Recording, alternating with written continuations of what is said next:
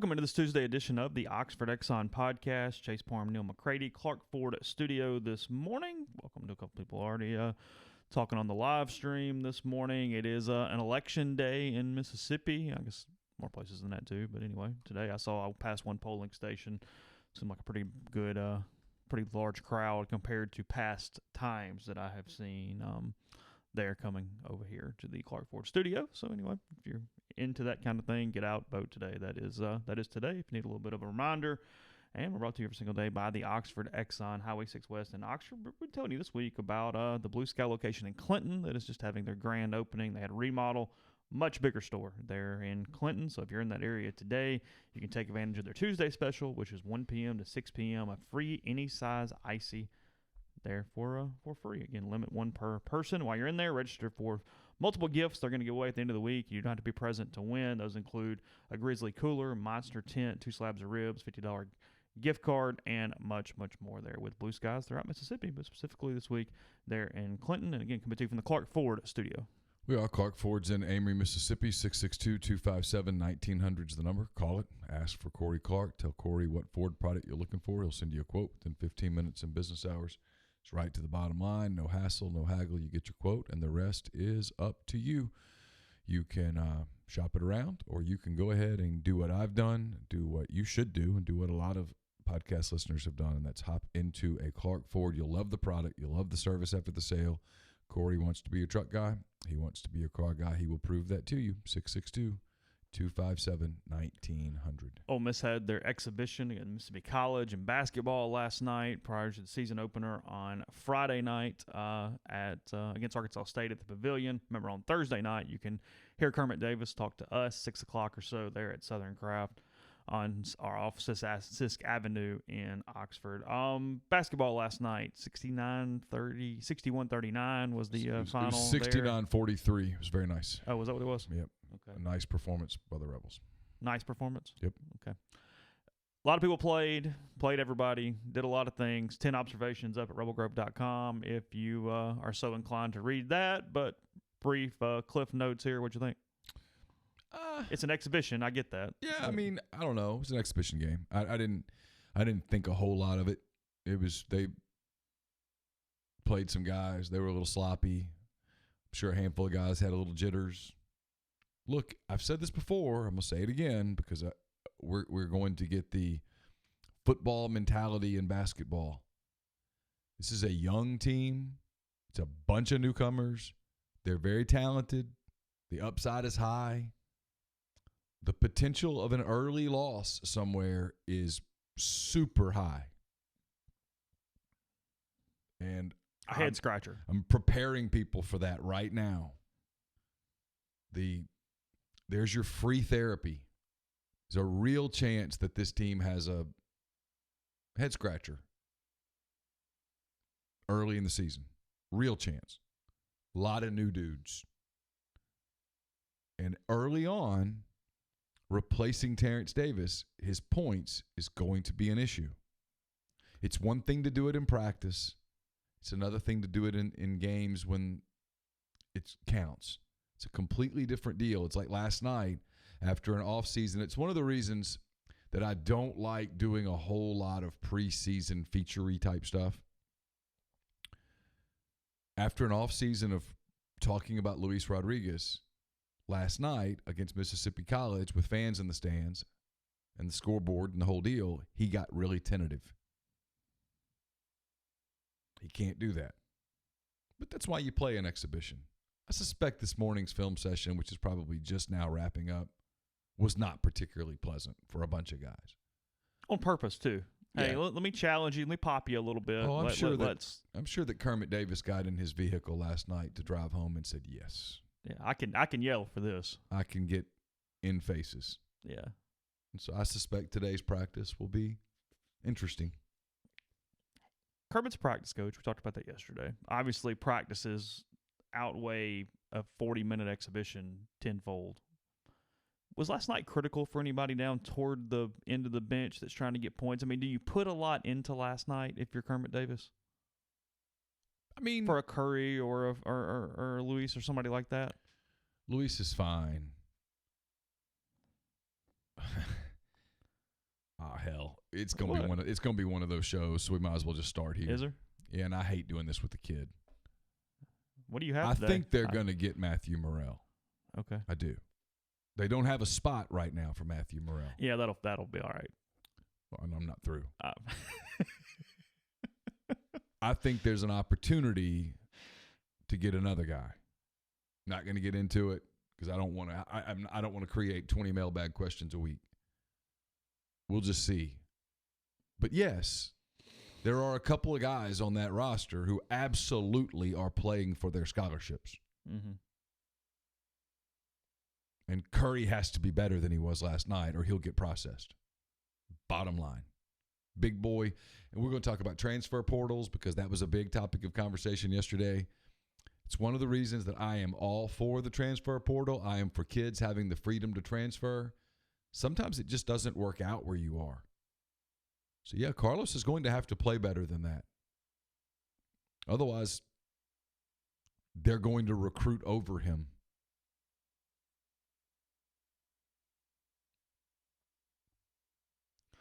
Thing too is season starts now. You're in it. They all count moving forward. Yeah, there's not a lot of chance to work you in. You know what I mean? Like No. there might be a blowout here or there, but there's not a lot of chances to just hand some dude minutes. Well, they're not going to hand him minutes. And last night there was no Blake Henson, and they got good news on Blake as expected. They're going to clear him for contact here in about 11 days. I think it's potentially that he could make his debut in 2 weeks. When I think on the night, I don't have the schedule. They play November 19th. I think they play Seattle on the 19th. Don't hold me to that. It doesn't. I'm not. That is correct. The target date is to get him on the floor that night. Now, how much he'd be able to play right away, I don't know. I don't know what Blake's overall. There is such a thing as being in great shape. Yeah, and there's game shape and there's great shape. And then being in basketball shape. Yeah, right. Now, he's out there doing everything that it doesn't involve contact. So he's probably okay. Probably okay. My point is that once you get into the meat of the season and Blake's getting his 28 minutes a night, I don't know how many minutes there are for Dude Collum. I don't know how many minutes there are for Carlos Curry. Simple Just is what it is. And 200 minutes. Every single game, 200 minutes. On the flip side, I thought Bryce Williams looked really good. I thought Franco Miller had some moments. I thought he looked a little tentative, a little nervous, which is to be expected. They're kids. They're young people. They got to get more out of Brian than they got last night. That's okay. He'll come. Yeah, if that's your concern, you're in good shape. KJ Buffin was absolutely terrific. You can really see that he has made the jump from freshman to sophomore year. Changed his body. Looks different. It looks different. I've got the stat sheet in front of me. Just kind of. Austin Crowley only had 2 points in 23 minutes, but man, I loved what I saw from him. Might not be right away, but he's going to be impactful at the SEC level. Just has that game. I think Rodriguez will be fine. I think Sammy Hunter was pretty good. 5 points and a board. They've got to get. Hadim C is going to help them right away. 9 points and 5 rebounds. The problem last night, and the reason it looks so freaking disjointed, is because it was. They committed 20 turnovers. Oh. And they forced 20, but they committed 20. It's a lot of fouls too. MC was in the bonus at like halfway through the second half. Well, there were a couple of officials out there that really liked the whistle. But that's okay. Hey, look. You're going to run into that. And early in the season, the referees, they all have superiors too. And they've been told, call this, call this, call this. And they're out there just chirping away. We do this every year. And then it relaxes. About the middle of January, my head's down on the scores table going, this is miserable to watch. And it is. And then they chill, and the game gets more aesthetically pleasing. So I'm sure we'll do that again this year. There any new rules this year? Or are we moving on? Same thing. Well, there's a new 3-point line. Yeah. That, I think they'll adjust to as it goes. You did see 3-point shooting down a little bit. I mean, Mississippi College didn't make one. They only took 3. The whole night? Yeah. Ole Miss was 4 for 15. It's not ideal. No, I mean, it wasn't a beautiful night for Ole Miss. I mean, they defended well. That's going to be the identity of this team, as a defensive team. They'll be all right. We'll see. I mean, What's just on a floor for the first time, what were your impressions of Hadim C? Oh, I like him a lot. Rim protector, gives them a presence offensively at the basket. Very athletic, long. They're not going to be clunky like they were last year, where it was these 3 guards and these 2 clunking people in the middle sometimes. This is going to be a much more athletic team. But now, and Kermit said this last night, and he's right. There's 3 or 4 dudes on that team that are going to have to get a little tougher. Period. Going to have to get tougher physically. Going to have to bow up a little bit. The league's good. There are going to be some guys that, nothing against Mississippi College. Sure, they're fine young men. It gets better. The competition's going to get tougher. Significantly. Did they have any height at all last night, MC? Not really. 6'6" and they were scrappy. Yep. Isn't that what you say?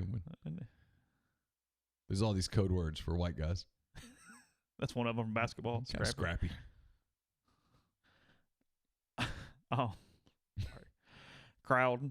I know it doesn't matter at all. I'm just curious. I don't care about the attendance. Just how many people were there. I don't even think they announced an attendance. 3,000 maybe. Okay. It's fine. Yeah, who cares? It's a Monday night exhibition game. Yeah, blue collar's a good one. There, Joe. Yeah, blue collar. Yeah. It's a good one. Yeah. They had a lot of blue collar dudes. So Arkansas State Friday night, the opener Red Wolves. for the Red Wolves. Yeah. For the Rebels. So we'll see more. I'm interested in rotation Friday night. I am. I'm kind of. I'm interested in the starting lineup after last night. Yeah. What's your guess? Well, let me do this podcast. I know 3 for sure. All right, Schuler, Tyree, and C, right? No, Schuler, Tyree, and Buffin are all starters. Yeah. And after that, it's some combination of Rodriguez, C, Crowley.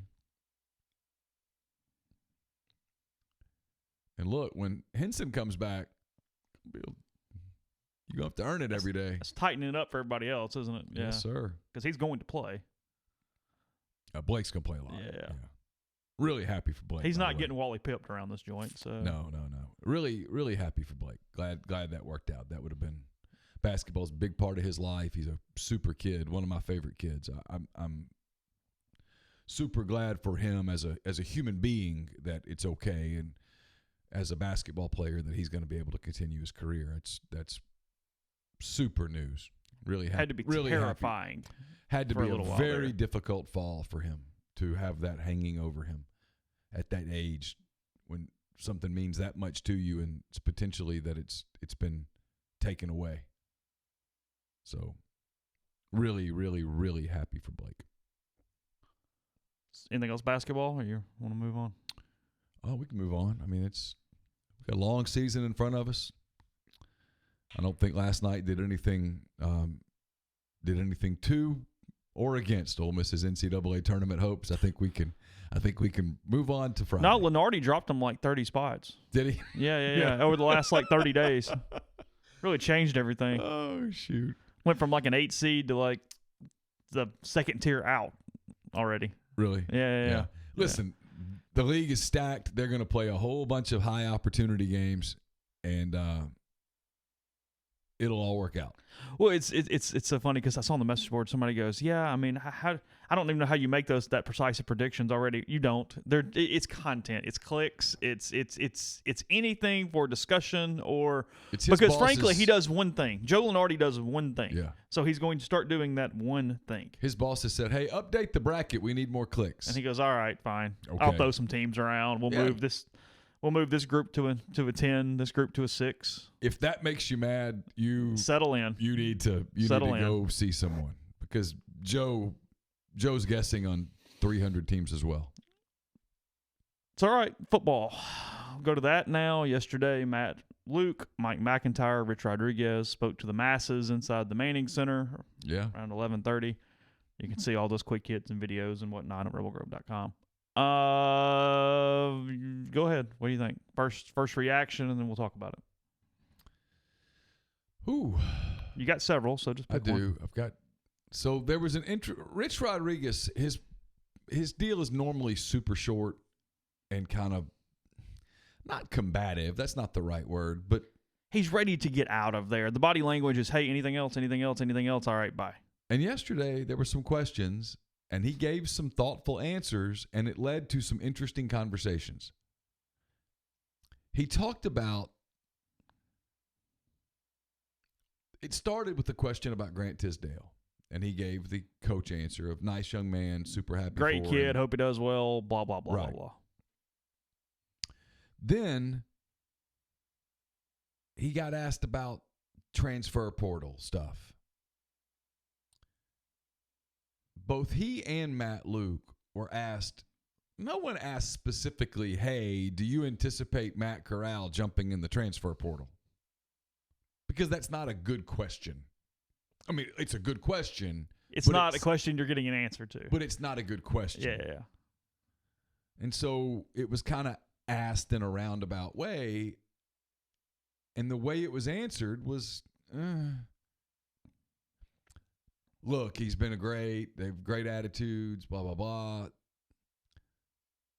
They work together. They've been good teammates, etc.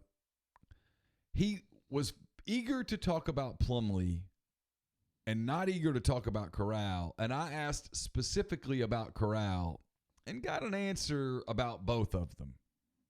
What was the question? What was the answer? Kind of run us through this a little bit. I mean, I don't have it. My question was, what is Matt's, I said, what is Corral's confidence level at this point?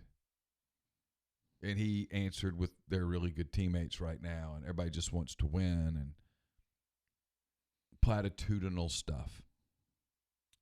So Rodriguez comes in, and he begins to talk about how with Tisdale gone, they're probably going to sign a second quarterback. He can't say names. I can tell you the name that they're talking about. They have turned up the heat on Jimmy Holiday. Now, he did not say that name. So for the non-recruit Knicks, Jimmy Holiday is a quarterback in Mississippi. I can't remember the name of the town. Is he Petal? I have no idea. Dude. Yeah. Quarterback. You're a savant on this compared to me at the moment. He's kind of a dual threat guy, run-oriented quarterback. He's committed to TCU right now, but he's taking visits and stuff. Madison Central. I knew it was one of the big programs. Close enough. Whatever. I mean, I'm doing the best I can. There's a lot going on in my world. Just say he's from Jackson. Really piss Madison people off. Yeah, so he's Go from ahead. Jackson. So what was interesting was he said that they're recruiting some guys who maybe could play 4 positions, including quarterback. He referenced Taysom Hill, the quarterback / wide receiver / everything with the New Orleans Saints, who was at BYU as sort of a run-oriented quarterback. Correct. And so I asked the question of Rodriguez. I said, the description that you just gave, would that fit Plumlee? And his answer, I thought, was really interesting. His answer was, well, yeah, he could do it. He could do it tomorrow, but that's not what he's going to do. He's a quarterback, full-time quarterback. I thought what they said to us yesterday was, in no uncertain terms, John Rice Plumlee is the quarterback. To the point of, I think we can just put it to bed. We've spent weeks on it, and I think that every sign, if we'll just listen, is that he's the quarterback. They answered it yesterday. Well, they answered it on the field Saturday. We mentioned that yesterday. I said that the other night. Yeah, they answered it on Saturday night. You've got a shot. No second half possessions and only 2 for the game. Well, and that last drive told you everything. Yeah. Hey, we got no timeouts. It's time. Who are we putting in? Got about 1:30. We got to go 80 yards. We need a touchdown to win an SEC road game that would make us potentially bowl eligible. Right. Who's in? Plumlee. What's Corral doing?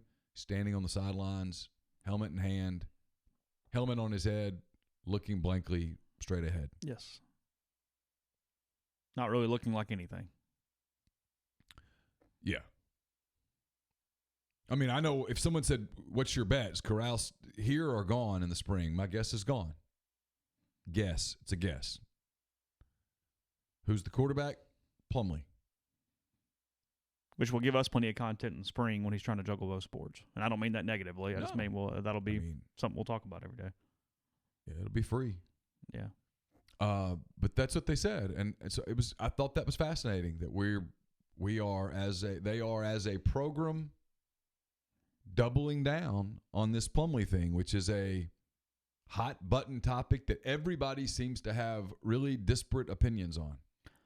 We'll talk about another Rich Rodriguez thing in a second. We'll tease that. Come right back. First, about Community Mortgage, Oxford, Memphis, Soto County, and Chattanooga. Underwriting and processing is done in Memphis. You're getting local underwriting and understands your market. Leader in condo financing, the float down option, and with rates as low as they've been in about 2 years. Good time to talk to Jason, 662-234-2704 or JLOWE@communitymtg.com. We're also brought to you by Grenada Nissan. If you're in the market for a Nissan vehicle, Grenada Nissan's the place to go. They've got a complete selection of new and previously owned Nissan vehicles. Great lease deals as well. It's GrenadaNissanUSA.com. Also brought to you by Oxford University Bank, OUB, locally owned and operated right here in Oxford.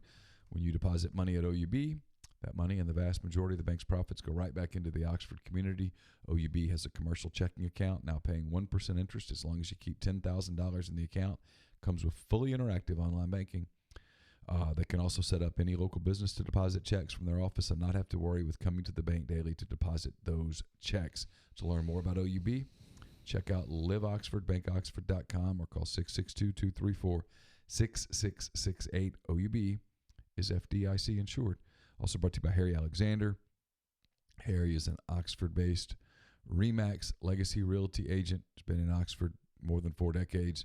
Really no one knows the residential and condo market in Oxford better than Harry. He's also a big part of Savannah Square. It's a 9-acre development, 0.7 of a mile from the Oxford downtown square, conveniently located east of North Lamar, just a short stroll from the Midtown Shopping Center, which houses a snack bar and BBB and all that stuff. It consists of 32 homes, ranging in size from about 1,100 square feet to about 2,400 square feet. You can check out the model home at 215 William Street. You can also look at all different homes that are in there that are in different stages of development. SavannahSquareOxford.com or get in touch with Harry at 662-801-5621. And we're brought to you by John Edwards of Regency Travel Incorporated in Memphis. If you're planning a trip for the holidays, those are coming up quick. If you're planning a summer trip already, thinking about doing something with one of the resorts in Florida or the Caribbean, heading to Scotland or Ireland for golf or whatnot, get in touch with John. He's part of Virtuoso. It's a worldwide network of travel partners that allows him to supply his clients with added values and unique benefits simply not available to other travelers. What you want to do is get in touch with him, 901-494-3387, or send him an email, jedwards@regencytravel.net. You give him some parameters. You give him a budget. He'll give you options that you won't come up with on your own, and you don't have to live in or near Memphis to take advantage of his services. First-time clients can save $50 off their first booked trip just by telling John you heard about Regency Travel on the podcast. Podcast is brought to you by Mastercuts Lawn and Landscape. Everything from custom playgrounds, retaining walls, pool decks, outdoor living spaces with paver patios, forestry mulching, and more. Pat your dream backyard easier than you think with Mastercuts. 662-607-7773 or go mastercuts.com. So that part of it was interesting. Confirmation, really, more than anything else. Yep. With Plumlee and Corral, we'll see. With Corral. You thought Rich Rod may have gave a subtle hint that he's not planning on going anywhere yesterday. I did. I'm glad you said that. On multiple occasions, without prompting, he talked about the transfer portal.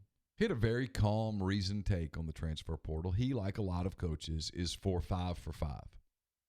Guys have 5 years of eligibility to play 5 seasons. Okay. Knowing that the elite players are never staying 5 seasons. Okay? So that whole competitive advantage thing, nah. He thinks that a transfer should have to sit a year, but that they shouldn't have to worry about red shirt years and stuff. That if you're ready to play, play. And then if you transfer, you sit a year, then you play. Okay. reasoned take. Frankly, it's one that is shared by a lot of coaches. He talked about how, with the transfer portal being what it is, admitted that they shop the transfer portal all the time too. Let's not be hypocritical. That you have to continue to recruit quarterbacks. And he said, we will continue to sign 1 or 2 a year. It has changed the quarterback position more than it's changed anything else. Yeah. That's what it's done. But he referred to it as, in a future tense, on 2 or 3 occasions, as mainly implying that he's going to be here. And I'm going to be honest. I think he is. I think this staff comes back mostly intact next year. Every sign points towards that right now. Now, might it change? Sure. It might, sure. Because look, the Wizard of Oz, otherwise known as Glenn Boyce, no one really knows what he's doing or thinking or saying because he doesn't talk to anybody much. Not visible. Hasn't held a media thing. I mean, he might be sitting up in the Lyceum right now, watching our live stream, laughing, going, oh, just you wait. I don't know.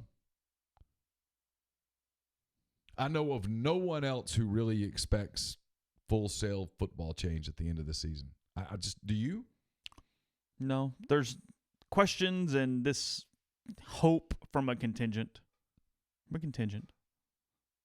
But no, nobody goes, hey, guaranteed, this puppy's getting turned over. Yeah. Rolling. We're paying the 14, 15, 18 million, whatever it is, and moving on with our day. In fact, I've had a couple of people tell me the money is just not there.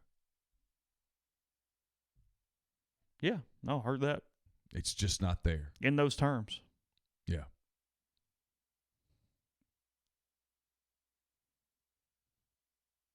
So they're going to go this path.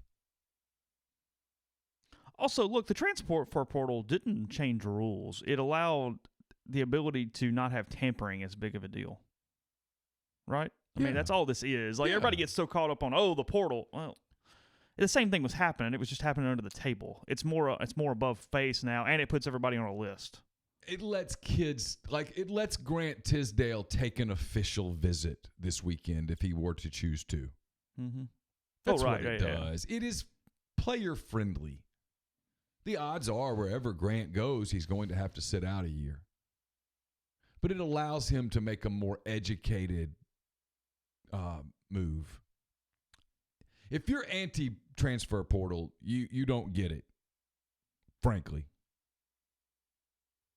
It requires the kid to, look, when you put your name in the transfer portal, you risk your scholarship. Usually you lose your scholarship. I mean, Grant knows he's not on scholarship in January at Ole Miss.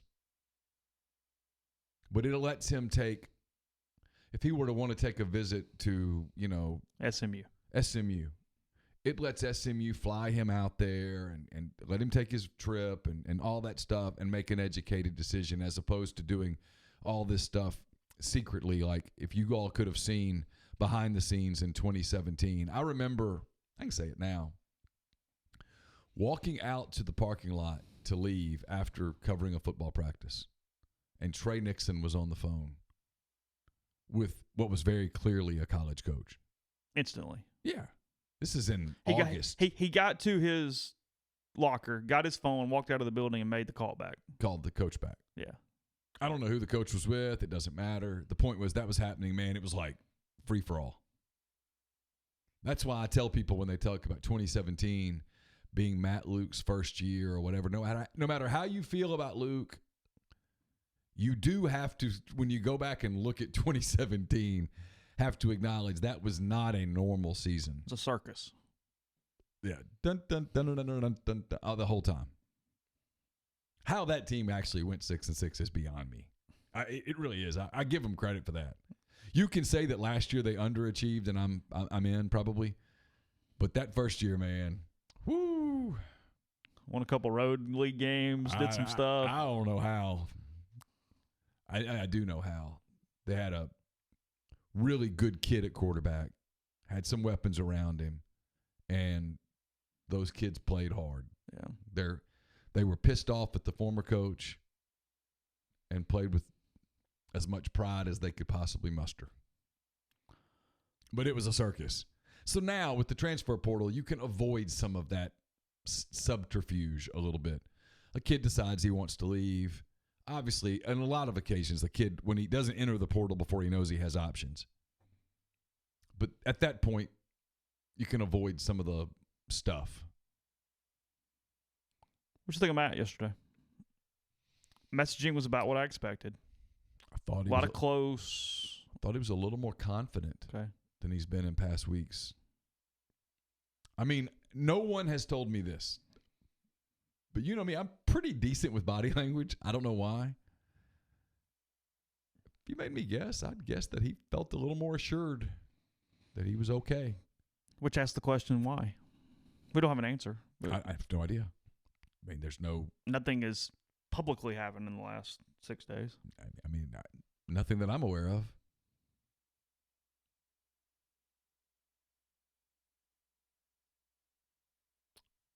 All right, Lee asked a question in the chat. No other SEC program would stand for this except Vandy. Am I right? I don't know. Look, there's a question in my mailbag that's a good question. We'll touch on it here because I don't have it in front of me because my mailbag is like 7,000 questions this week. All the same question, though. A lot of it. It's the same question, yeah. Isn't this exactly what we thought it was going to be is the question? Isn't this exactly what we said it was going to be back in July when we got yelled at? It's a fair question. It's more than fair. It's a really good question. It's a thought-provoking question. In July, when I said, hey, look, this team could win 7 games. But boys and girls, I think I said 3-9 is not off the table. It was back when we didn't know how egregiously bad Arkansas would be. We knew Memphis was good, and Memphis is good. Yeah, they're fine. We knew that Cal could beat them. Yeah, we knew Cal could come here and win the game, and they did. We knew that winning games against teams like A&M and Auburn and stuff was going to be difficult. We knew that going to Columbia, Missouri was going to be a difficult assignment. We knew all those things. We talked about young quarterbacks. We talked about specifically a young quarterback who was labeled the future of the program, the face of the program, and taken to SEC Media Days. And I think my answer, Chase, is that what has changed the tone is the way that the Corral thing has gone down. We definitely did that because, look, from a preseason standpoint, without any understanding of who was what, they went 2-2 in the 4 coin flips that we laid out there. Arkansas, Vanderbilt, Memphis, and Cal. Yeah. They went 2-2 in the preseason coin flips. Yeah. Then we said, okay, they get CLA, and this is how they get to 4-8. If you got to 6, they had to sweep these. We didn't even really put into a thought on A&M and Auburn and some of these teams. No, I mean, we kind of, but not really. I chalked those games up as losses. That's what I'm saying. Yeah. So that's the irony, is that by changing and turning losses into coin flips, this coaching staff is in a worse shape with the fan base. Is the reaction just the immediacy of the emotion of the moment? What do you mean? Well, okay. So, like before a baseball season, I'm like, hey, man, if the Cubs could go 92-70, I'm in. And then some of the 70 losses start to pile up, and I'm getting pissed off. I'm wanting to fire somebody. Of course. So is it, hey, look, this team could go 5-7. 5-7's on the table. And it was absolutely on the table in July. But when the 7 start to happen, you get antsy. Look, there's a little bit of that. It's that. It's the Corral injury caused this. It's the quarterback drama that has caused this. It's also the way that just the offense has looked in general, and less saying, hey, this is probably the same exact group next year in a lot of ways. Larry Joe just gave the answer that you kind of gave. He said, Ole Miss doesn't seem to be losing due to talent, which is fine for this point. They're losing because of stubborn, dumb coaching, and that's not okay. I won't use those adjectives because I have to cover people. But you're exactly right. The reaction to Ole Miss, Missouri is completely different if Missouri was a really good football team. The reaction to Ole Miss Auburn, if Auburn had just rolled out there on Saturday night and looked like the top 10 team and beaten Ole Miss by 3 touchdowns, is completely different than the reaction that we got. Because the reality is Auburn was primed for an upset the other night, and Ole Miss just couldn't do it. And the quarterback drama is a big deal. Here's where my answer in the mailbag is going to be pretty nuanced. I am concerned as if I were an Ole Miss fan, my concern would be, wait a minute, what direction are you taking this offense? And why? What makes you believe that that offense can beat the Alabamas, LSUs, Auburns, and Texas A&Ms of this league? I don't mean an upset here and there. I mean where you can compete with them. And I do think that's a fair question. Yeah, that plays a huge part of it. It's where are you taking the program? Where are you taking the offense? Are we about to get killed in offensive recruiting, especially with all these wide receivers in 2021?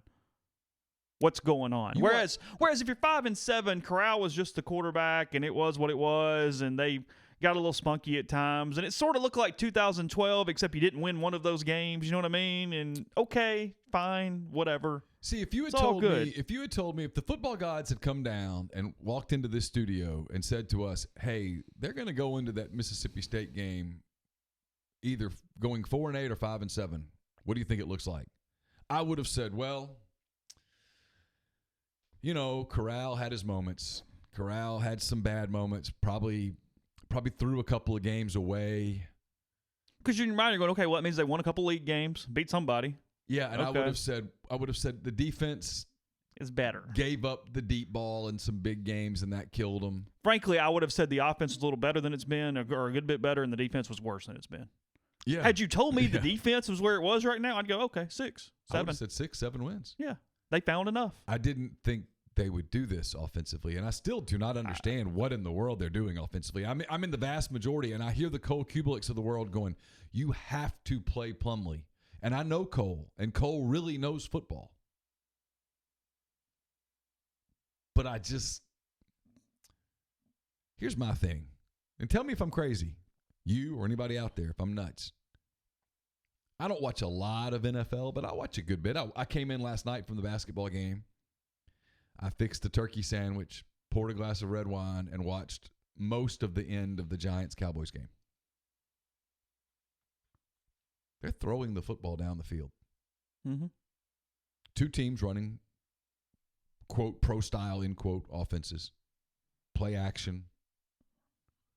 Saquon Barkley, Ezekiel Elliott, play action, pass the ball down the field. That's what kids watch too. The elite kids, the 4 and 5 stars that everybody covets, they watch the NFL because their goal is to get to the NFL. If you run a system that looks nothing like the NFL, can you get those kids? And I know people say, well, the Ravens are sort of doing it, and they kind of are with Lamar Jackson. They are. But they're it.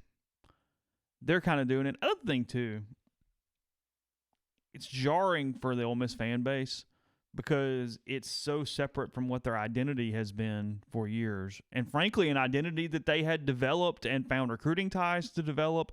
I mean, Ole Miss consistently goes into Texas and steals wide receivers all the time. They did the whole NWO thing. Yeah, they got wide receivers and you get left tackles. That's what Ole Miss had become. Yeah. Get standout, blue-chip offensive linemen. And good quarterbacks. And wide receivers. And here's a dirty little secret. If Shea Patterson's the quarterback right now, yeah, I mean, they're not. What are they? 3-6? They're not 3-6.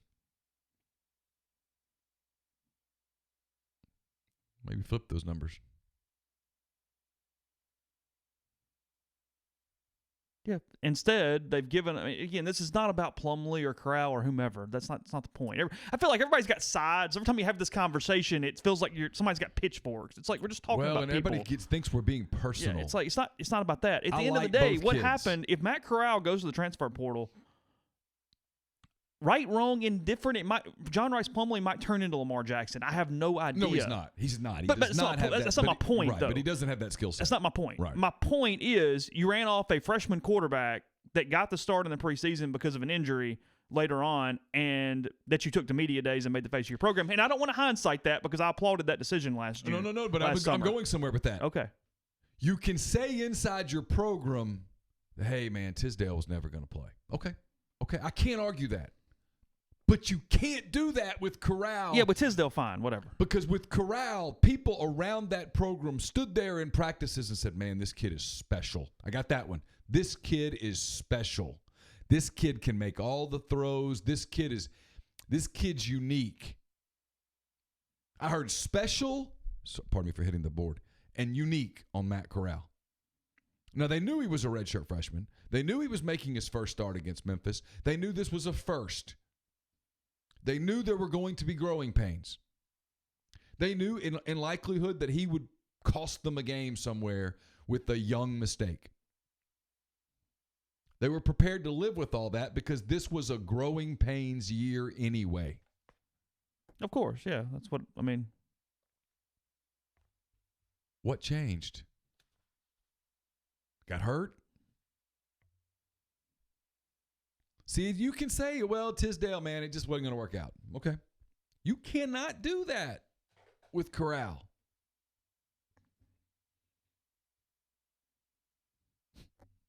What you're saying is we think Plumlee not only is a better quarterback, we think Plumlee, that direction is the future. It's the best way to go, and that's where we're going. Yeah. Continue that in 1 second. First, before I'll tell you about Visit Oxford. Visit oxfordms.com/events. Go to the page, bookmark it, see everything going on in town this week. First Tuesday music series at Bryant Hall today, 12 to 1. South Talks lectures tomorrow as well at the Tupelo Room, the Bernard Observatory, and more. You're not going to go to Thacker Mountain. You're going to come see us, but that is 6 to 7:30 at All Square Books on Thursday night.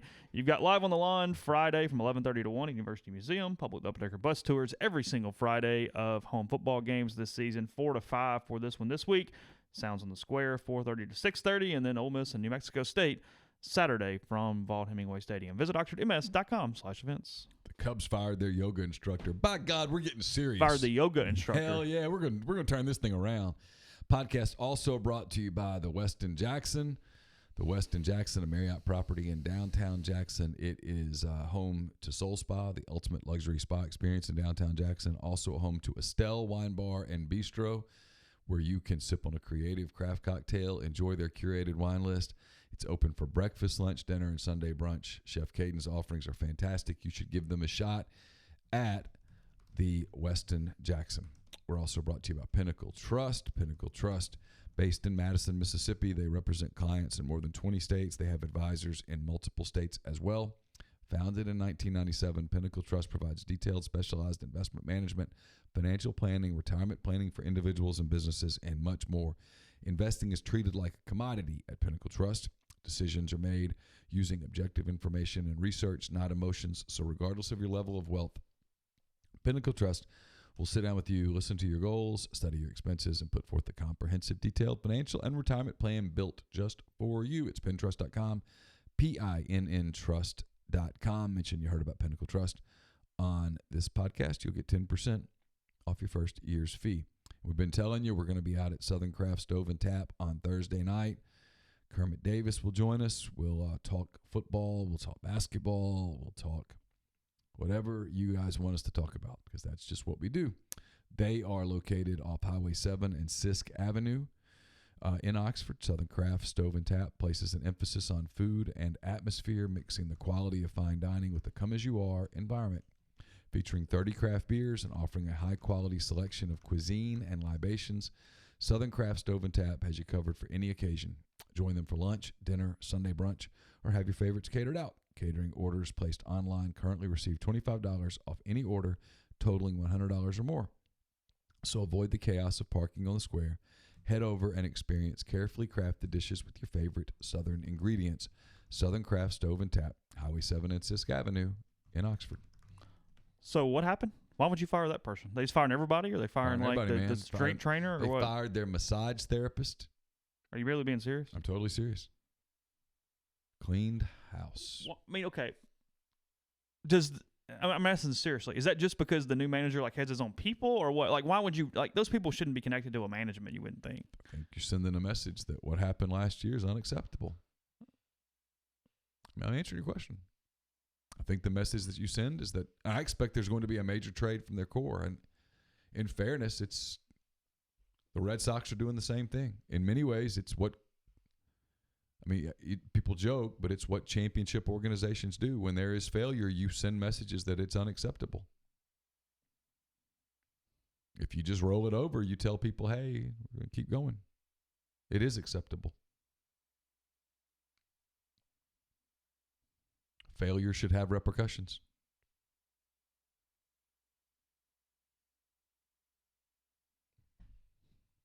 It should. So back to the other topic. Okay. Are we not overthinking, because our comments are dead right? Is it simply because of the climate? And I'm not really trying to get on a boys thing today, but just lack of leadership, lack of really understanding what the direction is, lack of what the really job security is, with quotes around it. Is it because they just think Plumlee gives them a better shot to win games right now, and that's all that really matters, because who knows if tomorrow even exists? So it's turned the whole situation from a developmental year and a rebuild year to a, well, shit, if we don't win right now, then we're done anyway. You know what I mean? Oh, there is no rebuild. It's a great question. It's so you've got to change midstream, because you go, well, I mean, it's all well and good, but if I don't win today, tomorrow doesn't matter. What? I'm laughing at the masseuse almost wrecked Billy Chappell. Well, now that's true. She did. Now that one deserved to be fired. Yeah, because she took that thing too far. She went, way too far. Well, he implied that was not the first time. He said that there may have been something there. Yeah, just saying. His answer to her question. Yeah, but his heart leapt later. Who is she? Well, she's my masseuse. I like her. No, Billy. Billy, that's the wrong answer.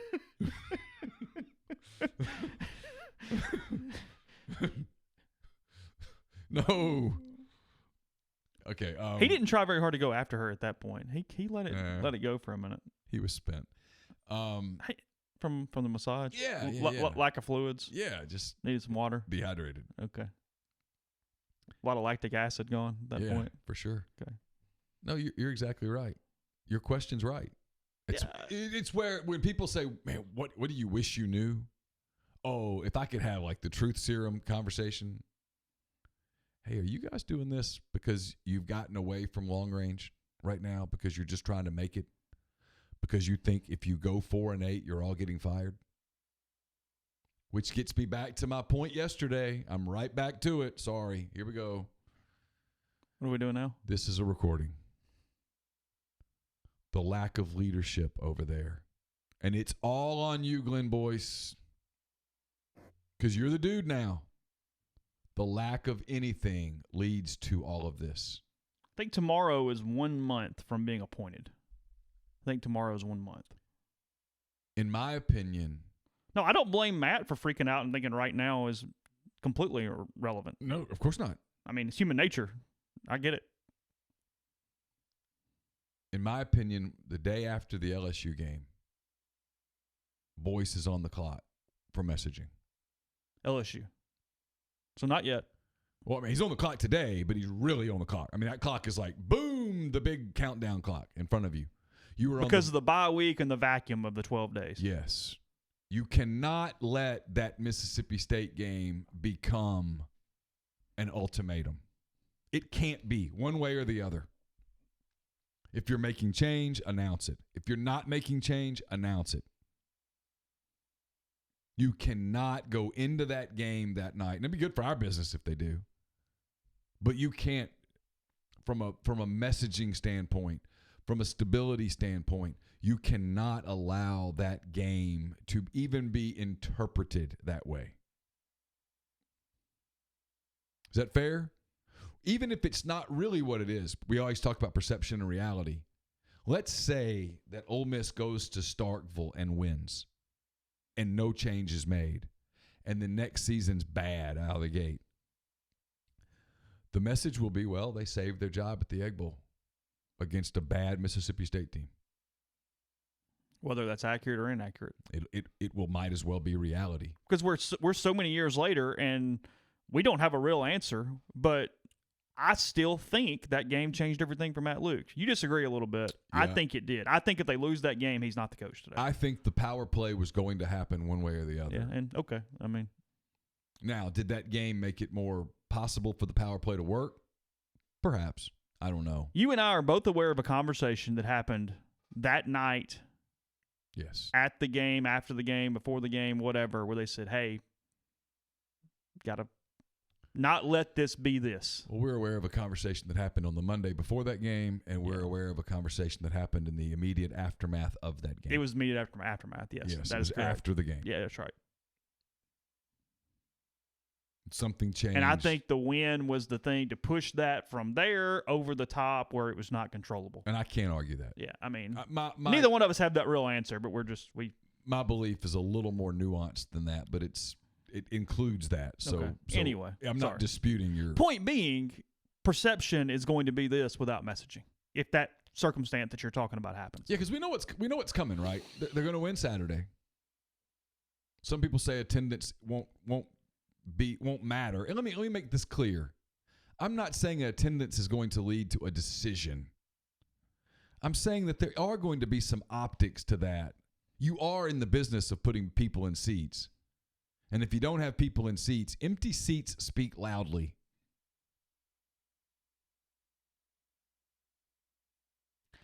It is a perception game because of everything else going on. If Ole Miss was 6-3 and the attendance was a little down for New Mexico State, no one would give two craps.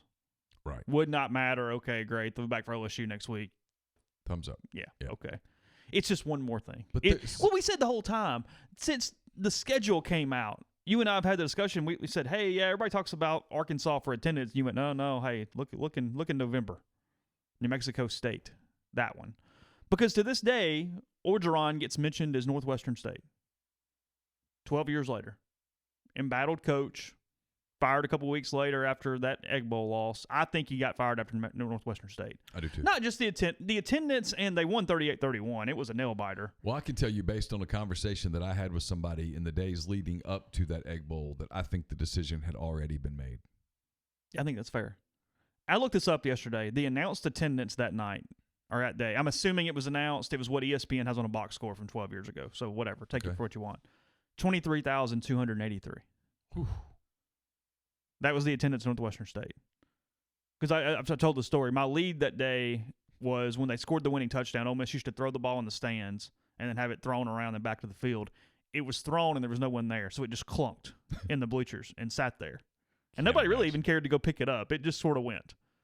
And that game was like competitive, right? It was 38-31. Yeah. Yeah. No, they I believe they scored. They were up 38-31, and then I think they intercepted a pass or knocked down a pass in their own in the red zone late to beat Northwestern State. Yeah, it was tight. But anyway, to finish my point. Yeah, go ahead. They're going to beat New Mexico State Saturday, and they're going to lose to LSU next Saturday. So we know what's coming. So you got today's Tuesday. You got, 11 days? Figure it out in 11 days. I had someone tell me yesterday they plan to have they want to have an AD hired during the open date. Get moving. I mean, dude. Doable, but get moving. It's doable, but you can't. It's doable if you already know who you're hiring. It's song and dance about committees and stuff, and we got to talk to all these people and make sure that Wesley Walls is happy and all that stuff. Come on. Sack up and be a leader, man. You said you're ready for this job. Do it. It's purgatory over there. The kids from Jackson Prep are coming anyway. Think so? Yeah. So do you think they get a guy hired by that week? What's your guess? My guess is no. Not if you're really doing a search firm, and they've hired a search firm. They have. Not if you're really going to sit down with this committee and stuff, and this committee sat down once already. Mm-hmm. And you know how committees work. I'm not even bashing the people on the committee, but you know that meeting was, hey, what kind of person do we need? Oh, yeah. That's what that committee meeting was. Let's go around the room and everybody kiss each other's butt and feel good. Okay, here we go. Yeah. What kind of person do we want? What characteristics do they need? Very similar to that 10-point profile that was for Chancellor. I mean, you know that first meeting. Seriously, I'm not making fun of No. it. The first meeting was, okay, now it's our turn to boost your ego. Okay, are you good? All right, now let's move to you. Let's talk. Oh, you were a hero. Let's talk about me. Come on. Now, I was told weeks ago that they were going to be deliberate. Deliberate. Well, those two things are not equal. So you can't be deliberate and then have a full search done by the bye week. And he, unless you have this thing narrowed down to 2 or 3 people, and the committee work is, hey, look, here's the finalists. Y'all have at it. Pick one. When he was on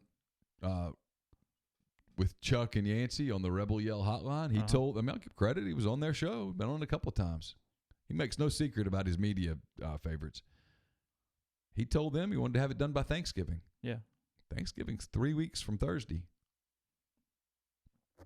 It's no longer just a holiday sitting out there. It's doable, but better hustle. Or again, you're already down to 3. Or you're doing this intentionally because you already know what you're going to do.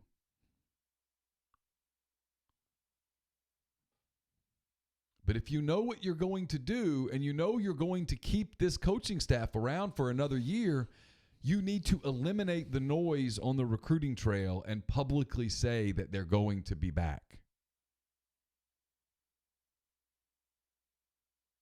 That's PR 101, man. 101. You don't even have to go to level 102 for that. You don't even have to go get a master's in it to know that. If you know you're going to keep these guys no matter what, if you're going to say, hey, I love the direction we're headed. I know the season hasn't worked exactly the way that we all hoped it would. There have been some very difficult, tough, close losses that just eat at your gut and all that stuff. But we're going in the right direction. I believe in these guys, and there will be no change at the end of this season. So if you're a recruit out there, know that these men that are recruiting you, these men are going to be there to coach you.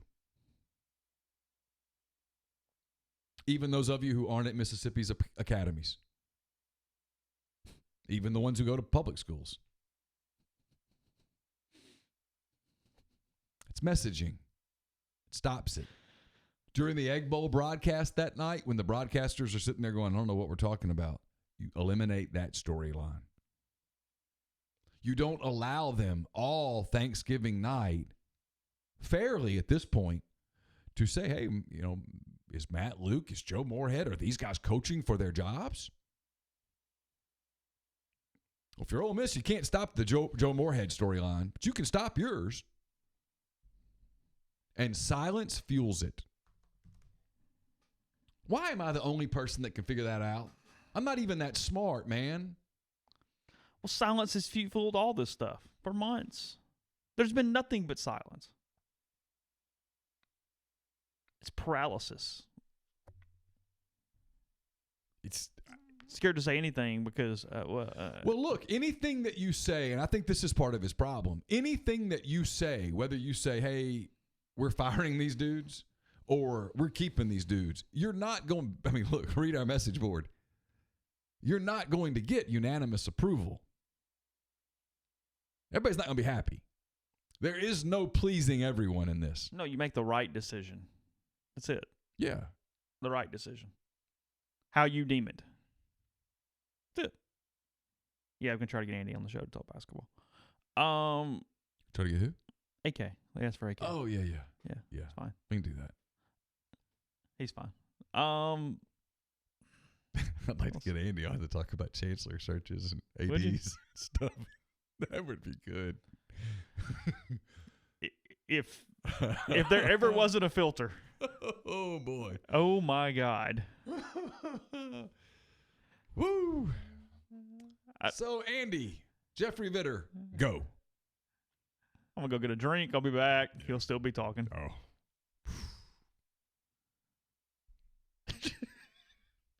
Sorry, I know it's not fair, guys. I know. Just I'm gonna protect it. All right. You buy the Bob Stoops to Florida State? at all? No, I don't think so. You? I don't think so. Because he quit for very specific health reasons. He that did. Are still existent. Yeah. Got a little NFL news. We'll go there in a second. First, I to tell you saw about this. Tyson Drugs and GNM. GNM there on South Lamar in Oxford, 662-236-2222. Go get your flu shot. $0 copay. Flu vaccines available for most insurance plans. No one has time to wait in line, but over at pharmacists and chain drugstore. Stop by a locally owned pharmacy where they take care of you as quickly and painlessly as possible. That's Tyson Drugs on the Square in Holly Springs, or GNM off South Lamar Boulevard in Oxford. Again, 662-236-2222. We're also brought to you in part by the Refrigeration Company, TRC, owned and operated by Jeremy Wattler, who's been in the refrigeration field for more than 20 years, including 5 as a national service manager. At TRC, they understand that great service means being responsive. Their highly trained, responsible, and dedicated staff are available 24/7 to ensure your complete satisfaction. They specialize in ammonia refrigeration but work on any other HFC, HCFC, or CO2 systems. TRC is building winning relationships with customers in baking, cold storage warehouses, ice production facilities, and facilities serving dairy, food, poultry, and catfish processing. They're based in Spanish Fort, Alabama, but they're licensed in Texas, Louisiana, Mississippi, Tennessee, and South Carolina as well. TRC can handle all of your company's refrigeration needs, including installation, fabrication, service, compressor rebuilds, ammonia detection, calibration, vibration analysis, and more. To learn more, call Jeremy Wattler at 251-348-8533 or email him at jeremy@therefridgeco.com. You can also follow them at The Refrigeration Company on Facebook or at their website, therefridgeco.com. Blue Delta Jeans is spread all over the Southeast this week. First part of the week, they're going to be in South Florida, the Miami, Fort Lauderdale area. On Thursday, they'll be in both Nashville and Oxford for our live podcast. And on Friday, they'll be in Chase's favorite city of New Orleans. Blue Delta Jeans will be offering $100 off any pair of Blue Deltas to folks who attend the live podcast on Thursday night. They'll have gift cards with them as well. It's a great time to get some Christmas shopping done early. Additionally, they have a few yards of the Cone Mills White Oak Selvage denim left. So please DM them on social media or send them an email at info@BlueDeltaJeans to reserve your pair. And remind me in a minute to tell you all that's going on in Ole Miss athletics. I've got to pull that up in a separate thing. Okay. So the tweet that accompanied this says this is from Vincent Bonds. I don't know. Works for the Athletic. London has done everything possible to show the NFL is prepared to be the permanent home for a team. The league and the LA Chargers are willing to consider the UK as a viable new home exclusive for the Athletic. And the nuts and bolts of it says that the Athletic has learned through NFL sources the possibility of Chargers moving to London has been broached among league personnel. The Athletic also learned that while the team is fully committed to LA, where it will move into a $4.5 billion stadium with the Rams next year, the Chargers would at least listen if the NFL approached them about London as an option. Finally, the Athletic has learned the NFL owners are concerned enough about the Chargers' situation in LA, where a crowded sports market and the presence of the more established Rams has resulted in a tepid embracement of the Chargers. They provide necessary support for relocation to London if the Chargers pursue it. Now, look, while the visiting teams are still overtaking LA, there's no doubt that the Rams are LA's team before the Chargers are, in all ways. Yes.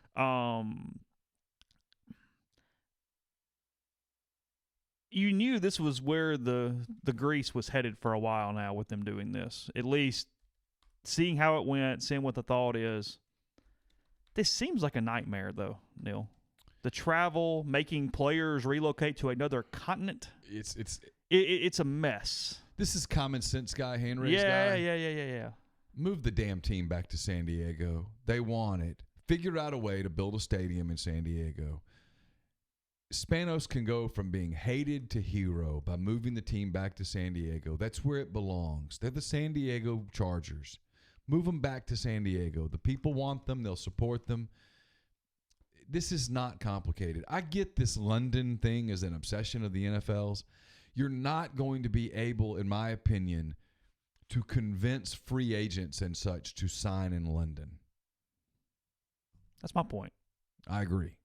Hey, I can go to Miami or New Orleans or wherever, or hey, London. Yeah. I mean, it's not really it's fine if you want to play exhibition games over there. And obviously, everyone is interested. The Cubs and Cardinals are playing a series over there next year.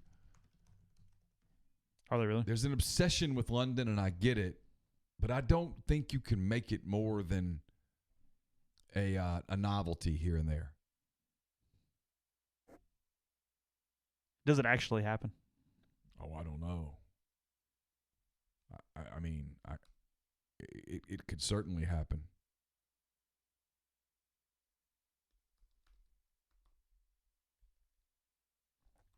Different thought here. Dub Jr. on our YouTube chat. If military guys like myself, by the thousands, could relocate for several years on a separate continent, then millionaires who play sports can too. It's not stupid or unrealistic. The problem is they're just choosing to do it because free agency. Yeah. Now, you can be drafted on there and get it. I understand that completely. I do think it would be a hindrance from a free agent market standpoint. Oh, I do too. That's the problem. And I think you would run into some draft issues where young people would say, hey, I'm not going over there. Ooh. Don't draft me.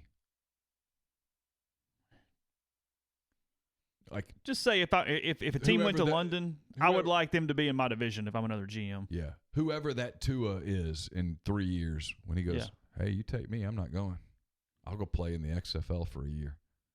I'll go play baseball for a year. Yeah. Talia Tungavaloa. Yeah. When the day whoever, shows up. Yeah, whatever. Just, whoever the top pick is going to be. Yeah. When the London Chargers have the first pick in the draft, when that guy goes, I ain't doing it. I can't market myself in America if I'm playing in London. Now, maybe I'm not seeing it right. Maybe the European market is so big that no, Talia, you'll be richer than ever before. Well, and that's possible. I don't know. I do question just some of the logistics of it all. And does London get behind it when it's the same team 8 times, not different teams and sort of a novelty still? You know what I mean? I kind of wonder if you also got to build everything around bye weeks. Completely alters the schedule 8 times. And English Premier League is huge there. Huge. Is the NFL ever going to be anything other than just is the NFL going to be anything more there than the MLS is here? No, because they don't play it. Right. And the MLS does fine here, but it's never going to be the premier I wouldn't even sport. The thing too is I'm not even thinking as much about the road teams. Yeah, they'll build some bye weeks and they'll do it whatever. The Chargers per se, they're traveling to America 8 times. You know what I mean? Yeah. 8. Yeah. That's a lot of flights. That's a lot of flights and wear and tear and travel and stuff. When we've already got, could you Thursday night games that are after? Oh, it's just a scheduling nightmare. It's a scheduling nightmare. This feels like, the more we talk about it, this is the NFL sending a message to potential markets. Now, I will say this. I read somewhere where it's more likely that Jacksonville would move to London than it is that the Chargers would. Really? Here's a thought. Put the teams in markets where it'll work, and then let it work. What are the markets without a team that would work? The Chargers worked in San Diego. What are NFL markets where you could move a team and it would work? I'll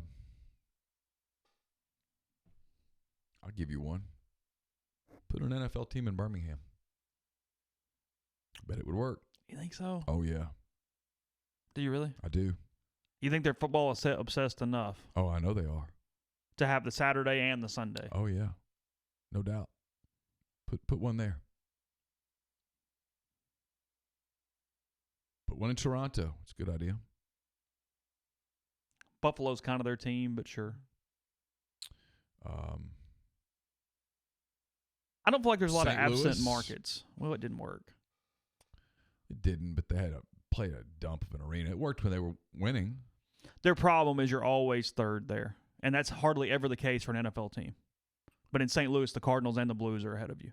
Salt Lake City. Look at some of the NBA markets that work. Salt Lake City. Austin. I was thinking like San San Antonio. Antonio. Yeah. Well, I mean, they almost got the Saints back in the day. I mean, there's a lot of places that would work better than Jacksonville works. Mm-hmm. You got our athletic schedule up? Oh, yeah. I do. Join the Ole Miss women's hoops team as they tip off their season on Craddock Court tonight at 6 p.m. Tickets can be purchased by visiting OleMissTix.com. The Ole Miss volleyball team returns to the Gillum Center on Friday as they take on the Florida Gators at 6:30 p.m. Admissions free. More information can be found at OleMissSports.com. The 2019 Men's Hoops Rebel Flex Pass is on sale now. For just $199, receive a ticket to every home game this season. With varying seat locations from game to game, this will allow you to experience the pavilion at Ole Miss from all angles. Visit OleMissTix.com and get your Rebel Flex Pass for just $199. And the Ole Miss men's hoops team opens their 2019-20 campaign inside the pavilion on Friday at 6 p.m. for their Salute to Service night. All current and former military receive free admission. For more information or to purchase tickets, visit OleMissTix.com. All right, I got a question for you. Okay. We'll wrap with this. Okay. So last night, I covered Ole Miss and Mississippi College. I had only had a protein bar all day, so I knew if I had a beer that I might get a little buzz, and so I didn't do it. If that were not the case, would it be a bad look for me on press row, if you will, to have a beer? No, it's also right there above you, isn't it? No, it's right there. Yeah, I think so. You can. There's a Coors Light station right behind me. Is there really? Yeah, and I'm fine with Coors Light. It's not my favorite beer, but I'm good with it. I don't see an issue. I mean, as long as I'm not acting impaired or something, it's all good, right? If I can enjoy a beer. Do you think the schools put in media rules about this? Not that I've seen. I think they will. You do? I know, I'm asking. I don't mean Ole Miss in general, any school. I don't think so. I mean, I'm not getting it for free. I'm having to pay for it. Why would they not want to take my money? Like I said, Tulane was fine with it back in February. I mean, why would Adam Kuffner care if I had a beer? I mean, would Kyle Campbell get upset that I had a beer? You're free to go get the chicken fingers if you want to. So what's the difference? Of course. I mean, if I wanted to go to you could go to the Steak and Shake if you'd like. Absolutely. No one's stopping me. No. I'll stay in line. You can bring a milkshake back to press row. Sure. If you felt the need. Yeah. No one's stopping me. I think it's okay. I wondered about it last night because the first time that it was actually basketball a real thing. Feels like the sport where it's the easiest to do it because of location, because of where press row is, because it's not you don't have all the personnel around you. You know what I mean? It's just the media just kind of hanging out. It is whatever. A lot like baseball, frankly. Football, when you bring it in, you feel like you're probably be on display because there's so many people, and it's a little different of an environment. But yeah, basketball, baseball, I think it's fine. I mean, Friday night they're playing Arkansas State. I'm not hurting anything if I have a Coors Light. It's not impacting anything. I think when baseball season gets here, the security person will have a problem with it when we're going to walk in the press box. I wouldn't think. You know, I'm asking. I don't know. I mean, there's no reason that you couldn't go down in the fourth inning of a baseball game and get a Bud Light. Take it back up to you're sitting there, you're working, and you say, yeah, that's not affecting anything. Good question. I don't know. So you're contemplating is what I'm getting here. Yeah, I mean, last night I started to go get one, and I remembered thinking, you haven't eaten today, and it might actually impact you a little bit more than. Okay. I ran out of time to eat yesterday. It wasn't I didn't have a chance. We will be back tomorrow. We'll be back the rest of the week, for that matter. Neil's mailbag up tomorrow. He's still answering questions to that. You'll get that and more. Also read the observations from last night, Ole Miss and Mississippi College at the Pavilion. And again, the Rebels open against the Red Wolves Friday night from the Pavilion. We'll talk to Kermit Davis on Thursday night as well. So have a good day, and we will talk to you again tomorrow.